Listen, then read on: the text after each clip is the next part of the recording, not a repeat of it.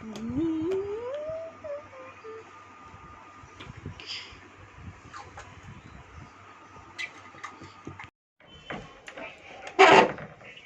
বাজে 11টা, রুহি এখন ব্রাশ করবে।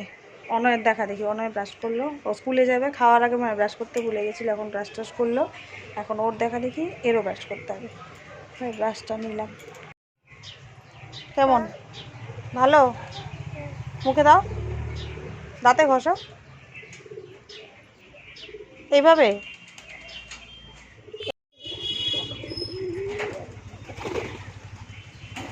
রোদ, বাপরে বাপ, মানে কাকা করছে সব।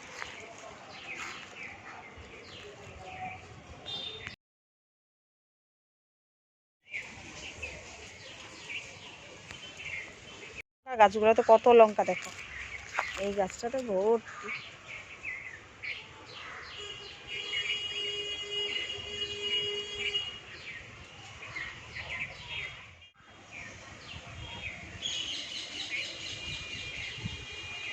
গাছে কদিন পর পর তুলে নিয়ে যাই, কিন্তু আবার অনেক হয়ে যায়, রোদের জন্য তাকানো মুশকিল। বাপ একা একা মুখ দিচ্ছে।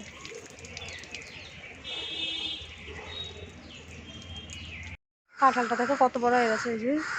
আর এই যে কাক দুটো, প্রতিদিন, দুটো না 5টা, এই দুটো সবসময় থাকে, আরও 3টা আসে, 5টা।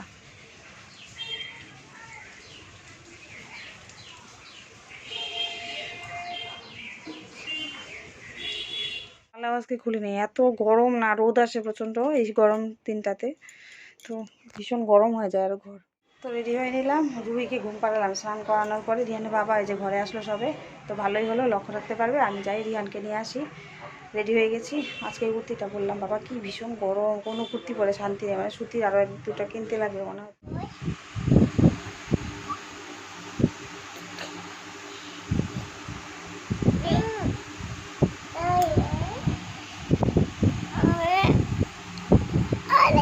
ভালো করে রাখো,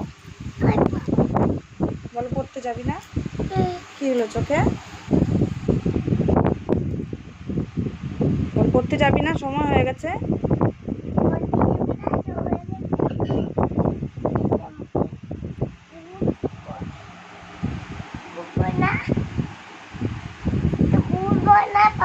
হ্যাঁ, গুড বয় তো।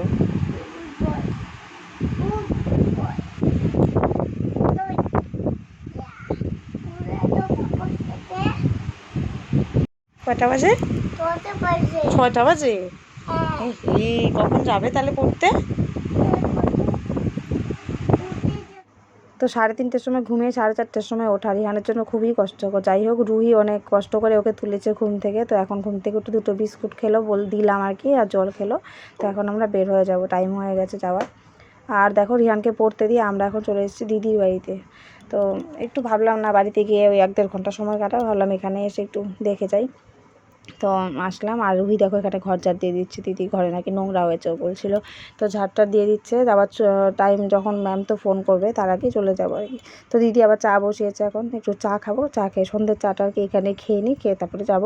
রুহি দেখো চানাচুরের কোটা নিজে নিয়ে আসলো, আর দিদিকে দিল খুলে দেওয়ার জন্য। তো এখন চানাচুর খাচ্ছে, ও চানাচুর খাওয়া হয়ে গেলে তারপর আমরা বেরোবো। তো ভিডিওটা এখানে এন্ড করছি, সবাই ভালো থেকো, সুস্থ থেকো, টাটা।